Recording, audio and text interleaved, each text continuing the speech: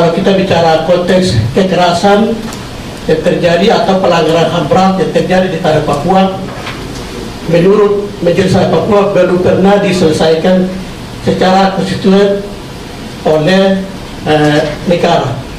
Ini yang perlu kita garis bawahi. Dan hari ini kita bicara konteks kekerasan atau pelanggaran HAM berat yang terjadi di tanah Papua.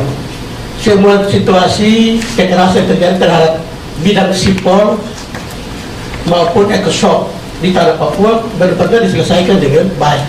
Oleh karenanya tiap saat di Papua itu gejolak terus. Nah, ini yang perlu dipahami oleh kita semua dan kita mencari solusi dan mekanisme yang baik untuk bisa selesaikan.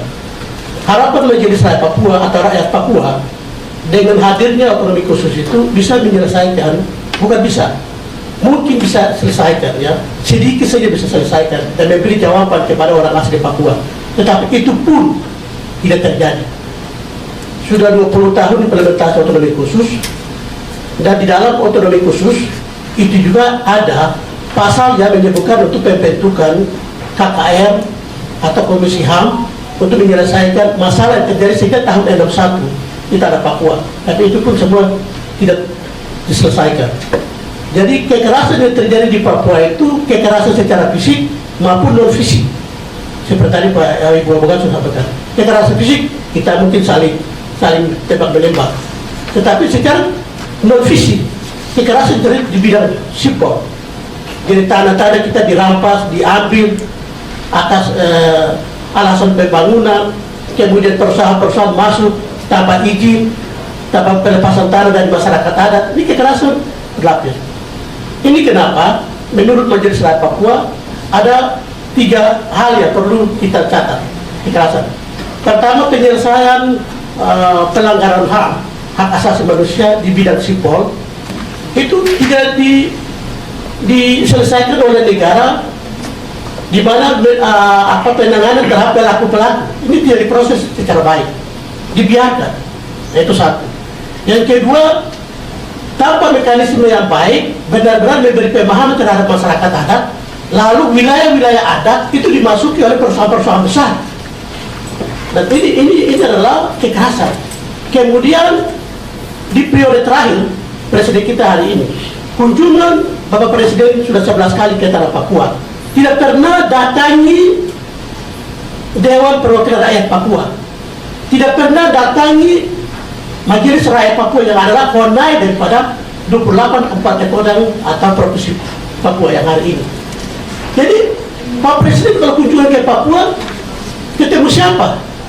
Secara institusi lembaga negara yang ada di sana, gubernur, MRP, DPRP atau sebuah Forkopimda itu tidak pernah ketemu kita. Jadi masalah-masalah persoalan selama otonomi khusus, terutama di era Bapak Presiden, tidak pernah datang ke MRP. MRP adalah perwakilan representasi dari orang asli Papua yang ada di Provinsi Papua dan teman-teman di Papua Barat. Ya, ini soal. Terus hari ini kebijakan yang dilakukan oleh pemerintah Indonesia di era Bapak Presiden Jokowi hari ini, itu atas saran, masukan, aspirasi siapa? Terus siapa mau selesaikan persoalan kekerasan yang terjadi di tanah Papua? Kalau kita bicara kekerasan di Intan Jaya, di Pegunungan Bintang, kemudian di Yaukimo, terus di Provinsi Papua Barat, di Baibra, saya kira ini kekerasan ikutan. Persoalan yang kedua, Papua atau di tanah Papua itu ada 2 undang-undang, konflik 2 regulasi, yaitu Undang-Undang Otonomi Khusus dan Undang-Undang Otonomi Daerah, yaitu nomor 32 tahun 2014. Jadi para bupati dan wali kota lebih cenderung melaksanakan, lebih konsisten melaksanakan Undang-Undang Otonomi Daerah daripada otonomi khusus.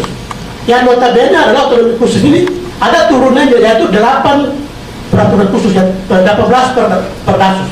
18 perdasus itu tidak berjalan baik karena para bupati dan wali kota melaksanakan undang-undang otonomi daerah, bukan otonomi khusus. Nah, ini persoalan utama yang perlu dipikirkan oleh negara. Kemudian sesungguhnya setelah implementasi otonomi khusus 20 tahun, coba kita duduk pada tanggal 11 Februari tahun 2021 kemarin, Bapak Presiden minta supaya sebelum evaluasi otonomi khusus dilakukan, segera mengkonsultasikan kepada tokoh-tokoh masyarakat Provinsi Papua dan Papua Barat. Pesan Bapak Presiden dengan semangat nawacita itu tidak direalisasikan baik oleh para menteri yang tidak tahu. Para menteri bikin apa? Pesan Bapak Presiden itu diterjemahkan dengan pemekaran, kemudian otonomi khusus lanjut tambah evaluasi. Ini model apa? Negara model apa? Kemudian kita dicap orang asli Papua kalau kita protes pembangunan yang tidak terkontrol oleh rakyat Papua, kemudian kebijakan-kebijakannya datang, kemudian melanggar hak dasar orang asli Papua, itu dikatakan kami ini teroris. Konyol. Teroris apa? Ya, yang salah siapa? Nah, ini negara harus lihat di situ. Jadi terima kasih kepada Badan PBB yang mana telah menyurat kepada negara Republik Indonesia untuk menjawab surat permintaan pertanyaan dari PBB kepada negara Republik Indonesia. Dan negara Republik Indonesia wajib jawab, wajib. Kalau disembunyikan dan tidak izinkan komisi PBB masuk ke Papua, ada apa? Nah, ini yang terang, jangan negara sembunyi-sembunyi. Kekerasan terjadi di Papua. Nah, jadi saya pikir ya, Bapak Ibu yang ada di PBB, pelapor-pelapor dari PBB juga tahu bahwa kalau negara tidak izinkan komisi PBB masuk ke Papua, ada apa? Nah, ini kita mudah-mudahan itu kacau balau seperti ini. Kenapa tidak izinkan masuk? Ini manusia mati, bukan hewan, binatang atau benda mati. Nah, itu. Sehingga saya mulai mau sampaikan kepada kita semua bahwa para ahli PBB bulan Maret lalu ya menyoroti dugaan pelanggaran HAM di Papua. Ada pelanggaran hak sipil dan politik seperti penembakan yang menewaskan anak-anak dan lain-lain tadi disampaikan oleh ini. Itu kasus yang baru terjadi. Kekerasan sudah terjadi, anak-anak sekolah dipaniai, kemudian pelanggaran HAM berat seperti di Wasior, kemudian di Wamena, Biak berdarah, semuanya apa? TSLY begitu dibunuh. Ini pelaku sekarang dihargai dan sekarang mendapatkan jabatan, dudukan job. Jadi negara ini seperti apa? Terus kami orang Papua dianggap kami teroris. Sama bikin kami teroris. Kami berharap, Majelis Rakyat Papua itu berharap supaya seketika undang-undang otonomi khusus ini diberikan, itu ada perbaikan nasib kehidupan rakyat Papua. Ternyata tidak. Itu tidak berubah. Barangkali ada tambahan lagi, yaitu perubahan undang-undang otonomi khusus. Perubahan undang-undang otonomi khusus ini kan sudah berubah. Undang nomor 2 tahun 2021 atas Undang-Undang 21 tahun 2001. Kemudian hanya ada dua pasal yang mendapatkan naskah akademik. Itu pasal 76 dan pasal 33. 76 tentang pemekaran. Kemudian pasal 30 tentang keuangan. Hanya dua pasal ini yang mendapatkan naskah akademik.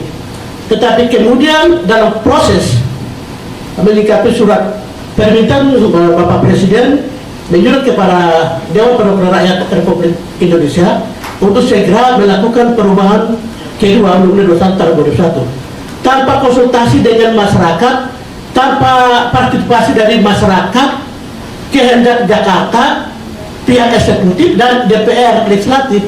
Mereka langsung maraton hanya dalam jangka waktu 15 hari, 2 minggu. Perubahannya 19 pasal. Ini luar biasa. Kejahatan luar biasa dilakukan oleh negara. Terus undang-undang itu mau diperlakukan di mana? Di Jakarta, DKI Jakarta, atau di provinsi mana? Ini kan mau lakukan provinsi Papua dari perubahan undang-undang kedua. Tapi serta-merta mengabaikan mekanisme untuk perubahan undang-undang itu dilakukan, langsung lahirlah perubahan kedua. Jadi di dalam pasal 77 menyebutkan bahwa maaf saya selak sedikit, waktunya tinggal 1 menit lagi Pak ya, supaya ada kesempatan ke Bu Adriana untuk ngasih paparannya. Oh ya, baik, terima kasih. Intinya itu, kami Majelis Papua berharap supaya kekerasan yang terus-menerus terjadi di tanah Papua, perlu pemerintah Jakarta, dalam hal ini Bapak Presiden, dengan rakyat Papua, perwakilan lembaga-lembaga negara, lembaga-lembaga resmi, gubernur, MRP, DPRP, Pangdam, Kapolda, Kejati, semua Forkopimda kami duduk. Selama ini catat Bapak Ibu sekalian, 11 kali Jokowi ke Papua tidak pernah ketemu DPR, tidak pernah ketemu MRP. Dia ketemu siapa? Jadi besok kalau dia mau pergi lagi, ketemu kita bicara supaya konflik selesai. Jangan percuma darah terus di Papua. Tidak boleh itu. Omong-omong untuk besar semua selesai. Kenapa? Yang mati itu manusia, bukan binatang. Iya, harus sabuk sudah di situ. Ya, sudah. Terima kasih. Nanti kita diskusi lagi soal otsusnya Pak ya, dalam film dan Bapak.